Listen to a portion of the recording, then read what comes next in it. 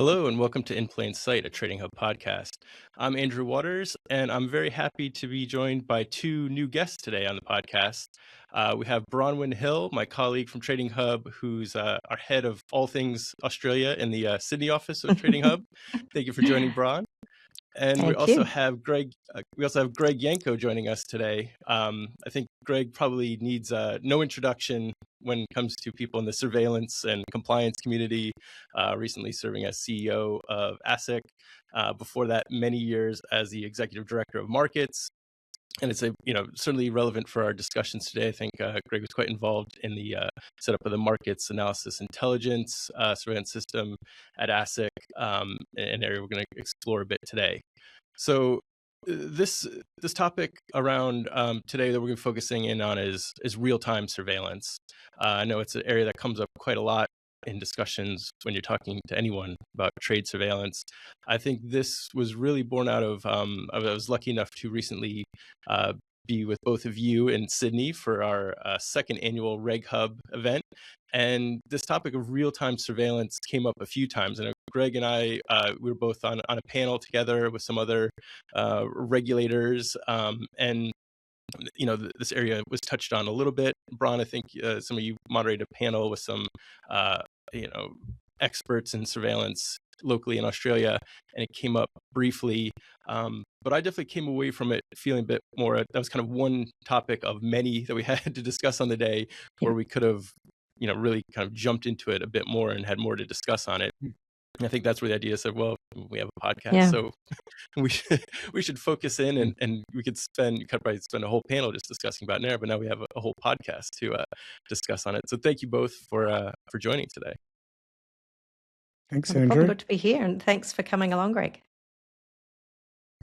Well, thanks for having me. Yeah, absolutely. And like I mentioned, I know we discussed this briefly at the Reg Hub Summit. I know it's an area of discussion that comes up quite a bit.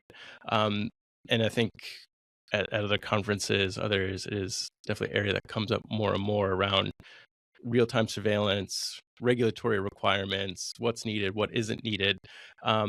Without kind of any further introduction, I think we kind of should jump right into it. But I think the good place to start is really kind of framing the question and really understanding, in essence, kind of the definitions around what is real-time surveillance, what are the requirements around it, what do actually regulators want to see when they're kind of touching this area. I mean, Greg, maybe if I could start with you, just in terms of your view and from your experience, where does that kind of line, and where do those what would you kind of classify, I guess, as real-time surveillance, and what is the real focus areas for it? Andrew, it's pretty basic for me.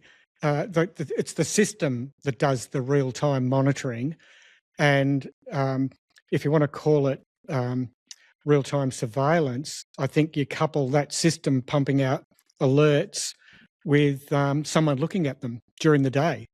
If they're not looking at them during the day, they're not actually conducting surveillance. So that's how I would define real-time surveillance. Now, I think an equally as interesting question is, do you need to conduct real-time surveillance? And that, I think, is where things start getting a little bit murkier. So what I'm saying is basically real-time surveillance is system pumping out alerts, someone looking at those alerts during that same day, versus what I would call post-trade monitoring, which is where someone would be getting those alerts, or maybe a package of information that they will look at to conduct a more in-depth analysis. I don't want to interrupt you, Greg, but I guess in that real time too, I guess there's some nuance to it, because I guess your view is kind of like even that near real time. So maybe it is, ideally it would be almost instantaneous as the market's moving. But I think there is that, maybe it's a 15-minute window, more window, but your view is kind of essentially it's happening that day. You're not kind of waiting for post the trades, everything to be cleared, and then to review. That's kind of where you draw the distinction. Yeah. And so when I started, so I've been doing this for a little bit of time. So I think since about 1990, when we started market surveillance at ASX, and when we started real-time surveillance, now we expected those analysts to deal with the alerts that day. including the marking the close alerts, which I think we'll get to later. And so every afternoon they had to deal with those alerts that day, and then we move on to the next day. And so that is, I think, the ideal purest form of real-time surveillance would be doing that. However, I think the question really is that useful for everything? Is that a good use of everyone's time?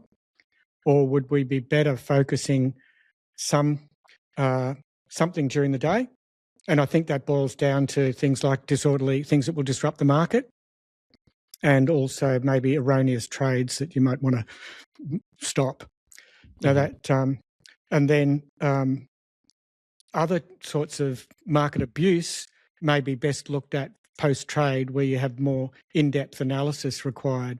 So I think just separating those two things out, what do you need to get onto and deal with? And I think that is mostly around an orderly market situation.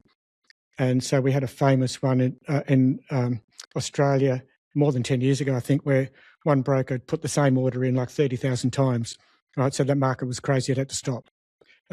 Now, as a result of that and a couple of other issues, we introduced the idea of the kill switch that I think we borrowed from somewhere else. And so that sort of raises another issue. So what we've been talking about is real-time monitoring for disorderly markets.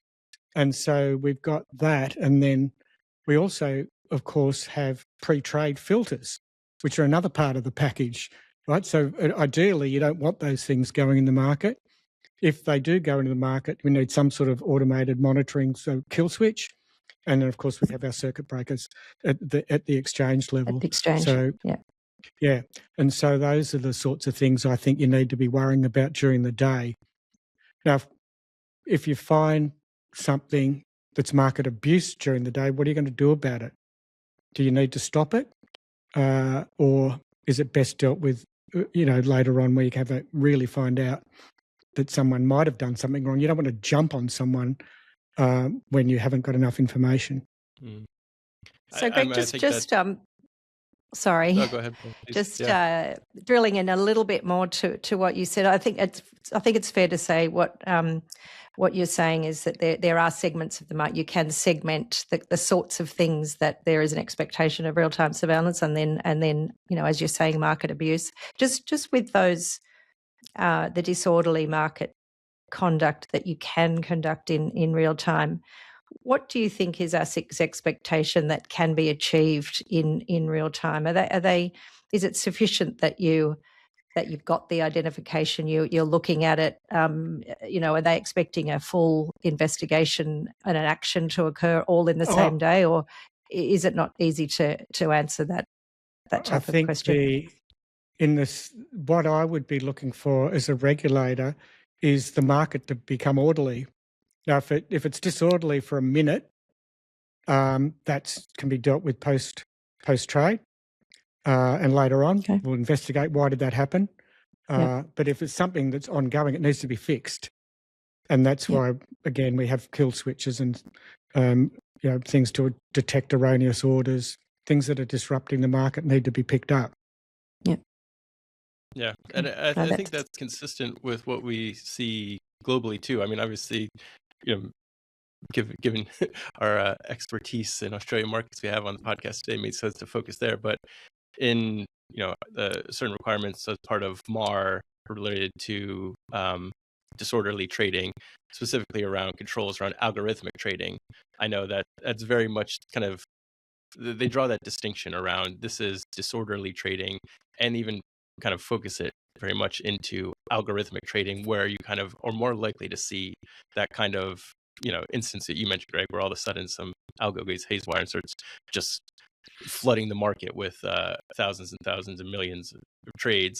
I think from what we've seen in Canada, kind of similarly drawing this distinction between disorderly conduct and market abuse, where I think that line tends to get a bit blurred, where people kind of say, well, there's this requirement around real-time surveillance, real-time controls, so that must apply across everything. And we have these trade surveillance controls, so that needs to be run in real time. But I think you made a really good point there, Greg, that actually can almost be kind of hurt you in some instances, because one of the key things, especially in market abuse investigations and controls, is intent, where there isn't kind of mutually exclusive between disorderly conduct and market abuse, where disorderly conduct, I think, is quite straightforward. If you're just kind of flooding a market and disrupting it, you don't really need to prove that that was their intent to do it. You did it, and you shouldn't be kind of moving the markets that way, versus market abuse, where it is very much, you need to prove that that was their intent to spoof or ramp or do these kind of things. And if you kind of jump, at least in my view, if you jumped in straight away and in this, then it almost becomes harder to actually understand, well, was their intent behind that? What were they actually trying to do if we can't see the full picture? So I think, at least in my view, that it seems to be maybe an area where it isn't quite very well distinguished between that disorderly trading and market abuse, and where real time would kind of fit in for each one. I don't know if that's something you've seen as well.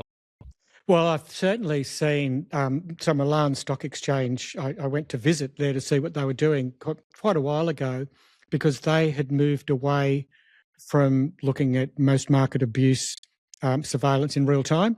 They were doing, they felt that you needed to monitor markets in real time for disorderly conduct and erroneous trading. And so, however, market abuse is really, they built a T+1 review model. And so that gave their computers time to process a whole lot of information and provide an analyst with a dashboard effectively of a case, a lot of information rather than just receiving an alert. So totally different model to what you would think of as real-time surveillance, with an analyst picking an alert and reviewing it and responding and maybe doing a bit more work. And so similarly, that prompted us in ASIC to look at insider trading differently, and they built a totally different way to look at insider trading, which is that, I'm not sure, it's called Artemis, I think, isn't it, Bronwyn? The system they've got there. And they have a whole lot more information at their fingertips, which is really helped that system. Yeah. And I guess, another, Brian, you kind of touched on a bit too, but an area we want to focus especially is regulatory expectations, and what are they actually expecting you to do? I mean, I think for the most part, I alluded to some kind of specific requirements in MAR, specific to algo trading, but the real time isn't an area that is very prescriptive, at least from my understanding. It's very much, and I think this is part of wider regulatory requirements. It's principles based, and you want to kind of have an understanding of what the needs are, what is going to actually prevent risk, what's going to kind of enable you to either find market disruptions or market abuse most effectively. I mean, is that kind of aligned to your expectations when you were at ASIC, Greg, in terms of what is the regulatory expectations and how the regulators, specifically at ASIC, are looking at what firms are doing in the real-time space? So we'd expect. So there's some rules that have been developed over the years, and so of course we're starting off with pre-trade controls, so filters to prevent erroneous trades, or in some ways prevent manipulative behaviour.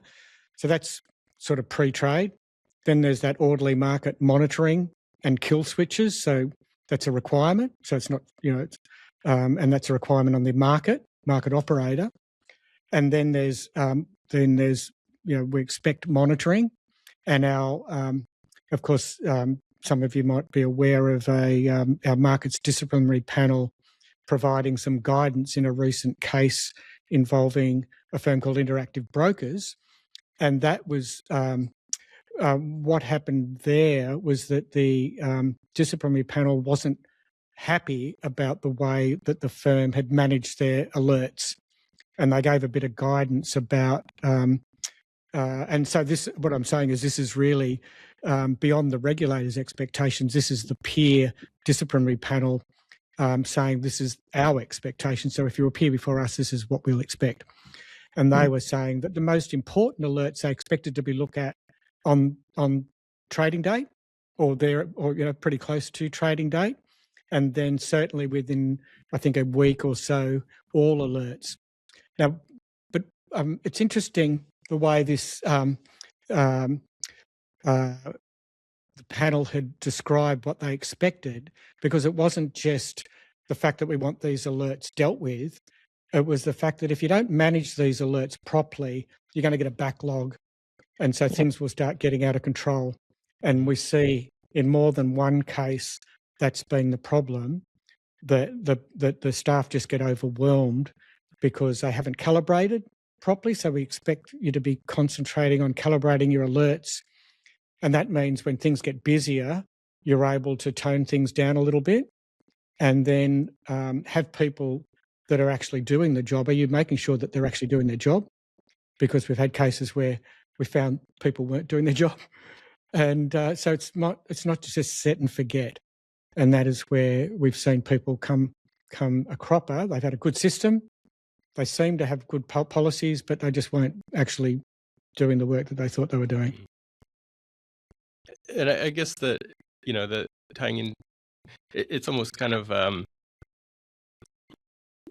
again, to your detriment, if you have, we need to monitor everything across the whole spectrum of market abuse in real time. You, at least in my view, you're kind of setting yourself up to then be kind of inundated with false positives, because a lot of times you're probably not even seeing the full picture. Maybe some of these trades are then going to be amended after confirms go in. They're going to be having a lot of risk to other markets. It does feel like, even the market disciplinary panel, but I think the regulators view is very much, you're better off focusing in on timely review of alerts that are actually presenting the most risk, rather than just trying to kind of blindly review everything in real time, because then you're probably potentially setting yourself up for, as you say, backlogs, and not actually being able to kind of see finding the needle in the haystack a bit. Yeah, and of course they are needles in haystacks, because out of the hundreds and hundreds of alerts you get each day, it's going to be maybe a couple or maybe none that ultimately lead to some sort of action later on. Now, when I say action, I mean a more formal sort of action. And so you may be, at the market level, you may get one or two matters within a week that then end up really getting into the enforcement sort of world. So at the firm level, though, really you're not going to get those too often. Hopefully, if you keep on top of things and your clients and understand what they're doing, you don't have those sorts of things, and you pick them up. Or if you find them, you get onto it quickly, and you either stop what the behaviour if it needs to be stopped, and refer the matter to your regulator. Greg, I think it's the ASIC has had some consultation out for some time. I think they put it out in August last year, and I think it's aiming to there's a number of things in the package, but real-time surveillance is one of them, and they're planning to bring in some rules around real-time monitoring in both the futures and the equities markets. And I think it's really just an observation. Everything that I've heard from you today, it feels like it's very much aligned with that. It's very clearly around disruptive trading, that trading messages need to be monitored in real time to identify disruptive trading, but also trading that was like that we saw in the three matters of the MDP from the last 2 years that were in the agricultural and electricity markets. So orders that had potential to be reflective of false and misleading artificial pricing. So I think, as far as I know, that the market's eagerly awaiting the outcome of that. Those rules may be made, they may not be. But yeah, look, just if you had any thoughts on that. Well, I think it's really the way things we've been talking about today is the way I think things are heading. But ultimately, I think I just can't emphasise this enough, that you need to actually be paying attention. And so if you go and look at some of those infringement notices, which, by the way, are not, paying an infringement notice is not an admission of guilt. But if you look at those infringement notices, just see a fairly regular pattern of ASIC sort of tapping someone on the shoulder and saying, you might want to have a look at this, and really not getting a great response. So part of the thing, yep, sure, have the system, have the people dedicated to looking at it, but you need to make sure that things are being taken seriously. And so several of those matters have been, you can see one of them dragged on for 8 months before there was any really, the behaviour stopped. And then it was a pretty decent fine. Other times there was, well, we weren't sure whether it was the system or me or what was it. Well, actually, ASIC's rung you a couple of times. You need to really get to the bottom of it. And that goes to the other thing I thought worth talking about is the overall package, because it's not just the firms alone that have the responsibility. Market operators have responsibility for market efficiency and orderly markets. And in Australia's case, of course, ASIC conducts the real-time surveillance for market abuse, and so it's part of the package. And we make it, well, ASIC now. ASIC has a program of going out to the firms regularly to present cases and show them the system. But really, that is also about developing relationships with the firms so that, firstly, the firms feel comfortable with the ASIC people, that they can talk to them about matters, and that ASIC can contact those people and discuss things. But the important thing is that if you get a call or email from ASIC asking you about a client, well, you might want to find out what's going on and get to the bottom of it rather than kicking the can down the road. And I guess just in terms of... No, please go you ahead. Go, Andrew. Oh, look, I was just going to ask that we've talked about the ecosystem of being market operators, regulator, and participants. I'd just like to ask you, what advice you would have for other firms that sit outside that ecosystem, I guess, in that they're not licensed market participants, but they're still they put a lot of market volume through the markets, but they may not be actually providing direct market access to clients. What advice would you have for them in terms of how do we set up our surveillance systems? What should we be doing? Well, they're likely to have some sort of license and some sort of obligations about their behaviour. And I think efficient, honest and fair comes in Australia for most people. And so then, of course, you've got risk. If you've got people trading, they've got information, they're receiving information from brokers, market soundings, things like that. They can't really just rely on the system to work. I think you need to assess your own system and see, what sort of monitoring do I need? Can I, what do I have to implement a more sophisticated system because I'm very complex, or can I rely on risk management and compliance staff? Really, I think it depends on each firm, what level of sophistication they have, how much business they do, how many products they trade, how many markets they trade. Do they need to implement something more sophisticated than a spreadsheet? Yeah, well, some of them can be quite large and, obviously facilitating client flow, so they can get themselves into trouble even though they're not putting, it's not direct market access client flow. Yeah. And I know, Bron, you kind of mentioned too in terms of, equities markets, futures markets, and I think we kind of talked about real-time surveillance, especially quite generally, but I think that is kind of an important area to distinguish between each of the different markets and maybe what type of, at least in my view, they kind of have different real-time requirements. I mean, Greg, do you see that what market you're actually monitoring playing a role in kind of your understanding of what type of real-time surveillance is actually required? Oh, that's an excellent question. I hadn't really thought about that too hard, so I'll give it a crack, as we say. I think that It really depends on volumes and how sophistication of the market. Like if you're doing a market, I think we go before smaller than microseconds now. I forgot what the smaller measurement is, but if you've got something like that happening, you're going to need to have something fairly sophisticated.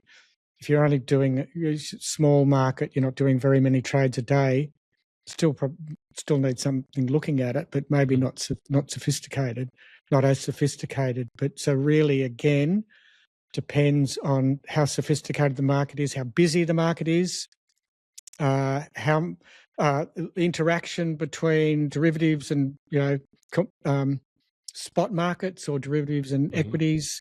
So really a lot of things to take into consideration. So of course that in Australia we have markets that have all of those things. So we have expectations about people to you're trading derivatives. You've got are you also monitoring your spot trading and things like that? I guess it kind of ties into the wider themes too. It's kind of one size does not fit all when it comes to any sort of surveillance, in terms of just saying, okay, we have blanket real-time surveillance for disruption, market abuse, and across every one of our markets. I mean, at least from just going less illustrious regulatory career, but when I was at FINRA for an exam, and somebody kind of said that, you could see how like, oh, okay, that makes sense. You kind of have everything covered and top line controls, but then actually when you start picking, you say, well, how well are you actually examining each one, these markets and these controls to say, are we making the right decision? The first reaction for a lot of people is say, oh yeah, just cover everything and do it in real time because that's the best. But at least to me, that almost shows, well, how much have you actually thought about this in terms of what is appropriate for this product, this market, this specific risk area? So it almost, I feel like that tailoring is kind of the key element to it, kind of like what you're saying here in terms of understanding what the volumes are and having it, be set up for that rather than just some sort of blanket requirement across everything. And of course, it's when you've got something like an equity market or a market that has really pure data, it's the technology's there to do everything you want, right? Whereas you're not necessarily going to have that perfect amount of data. And so the inclination to do something so sophisticated might not be there because it's just a little bit harder. So, but it may still be necessary to have, a particularly, fairly sophisticated level of monitoring. So cost's a big issue with this. Data costs, analysts.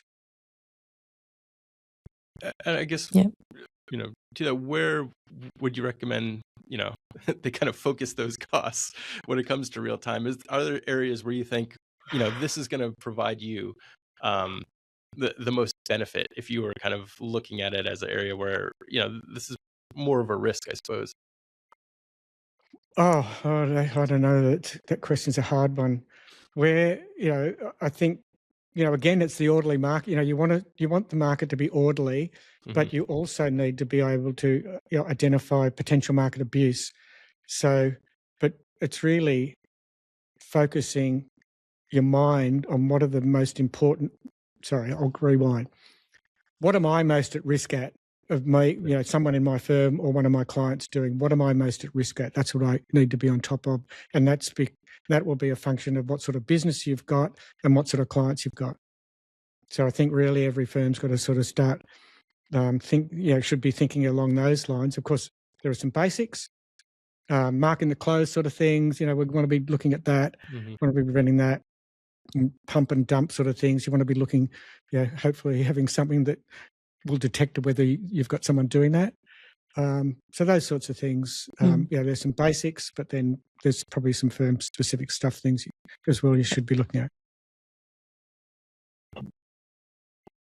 Yes, it's kind of tied into the point too. It is kind of having that understanding of what your business is, what markets are you trading in, where's the most volume, right? Yeah, and of course there's a fairly obvious one, which is you've got someone with a fairly large position. You should know if you've got a client with a fairly large position and they're active traders. Is their trading, then their active trading, is it appropriate?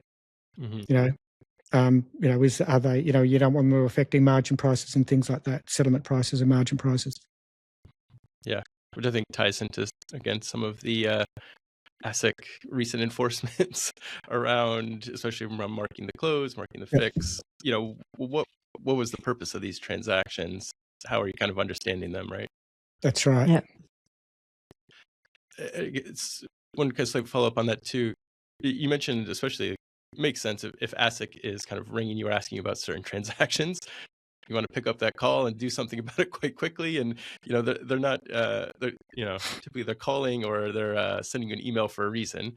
But I guess how then does because I think a lot of regulators view too in terms of their enforcement actions or notices is they're expecting other firms to be monitoring that and taking isn't just if we're calling you directly, but if we're calling one of your peers and then this is going to a market disciplinary panel, this is being published as an issue. If we then find that you are having that same issue, you hadn't taken on board what we had discussed with one of your peers, then they're not going to look too kindly on that.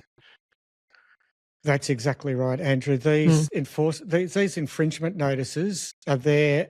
They're not just a punishment; they're a deterrent effect. And the expectation is that firms are looking at reading them and taking on board the lessons from them, and particularly the one I mentioned where the disciplinary panel had gone to the trouble of providing some guidance. Now, I spoke to the chair of the disciplinary panel about that matter, and they went to quite a bit of trouble speaking to people, traders, senior equities people, what we call operators, people inputting trades, and just to form the view that they put in that infringement notice as guidance for the rest of the market. So we really do expect people to be taking those infringement notices as some form of training.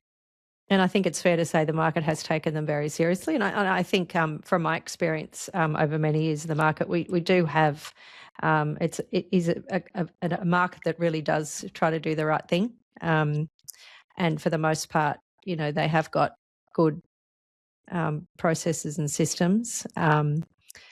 But yeah, I think one of the things we did want to do with you today was to unpack that a little bit, to make sure there wasn't a level of confusion around the expectation. But I think you really have cleared that up for us today. So thank you. Yeah, thank you, Greg. And I think we're kind of almost at time, but in terms of some of the closing and wrapping up too, I guess it would be good to get your view in terms of around this area of real-time surveillance, the distinction of what's required versus market abuse. Do you think firms are doing that well and have a good handle on it? Or do you think that is maybe an area where, if you were running a surveillance, you'd say, we need to focus a little bit more, have a better distinction and make sure we kind of have this set up in terms of our risks? I think, Andrew, I really just think people need to regularly look at what they're doing. And is it, am I doing it efficiently? Am I focusing the right amount of resources? So a lot of the problems have been because they haven't had the resources focused on looking at their alerts and their systems. And so really, I just ask people to really do a sanity check on what they've got in place regularly. Mm-hmm. And the data. Yeah. It always comes back to the data, doesn't it, in terms of having good understanding of what's going in. But I mean, I think that's really a good area to wrap up, and I think definitely for me sums up what the main takeaway is around this is this isn't kind of a one size fits all, or there isn't some sort of blanket requirement around ASIC is expecting you to have real-time surveillance across everything, and that's going to be the best and cover everything. It is very much, I think, as you kind of put out, Greg, you need to have an understanding of where your risks are and where you're best using the limited resources that these teams often have to best cover these type of risks. And I think they are quite distinct risks. It's kind of grouping them together in terms of market abuse surveillance versus disruptive practice. As you kind of point out, you could almost kind of then get yourself in a bit more trouble when you're thinking about trying to, okay, I've got to control it across everything. So I think this has been, really hopefully a good, helpful discussion for, not just Australian markets, but I think this is really an issue across global markets. Definitely. So thank you. Yeah. Thank you for the time, Greg. Thank you for joining, Bron. It's great to see you both. Hopefully I'll be invited again. Yes, Thanks, definitely. Thank you all. Thanks everyone to listening and watching. Thanks, Greg. And please keep an eye out for the next episode. Thank you all. See you. Bye. Bye-bye.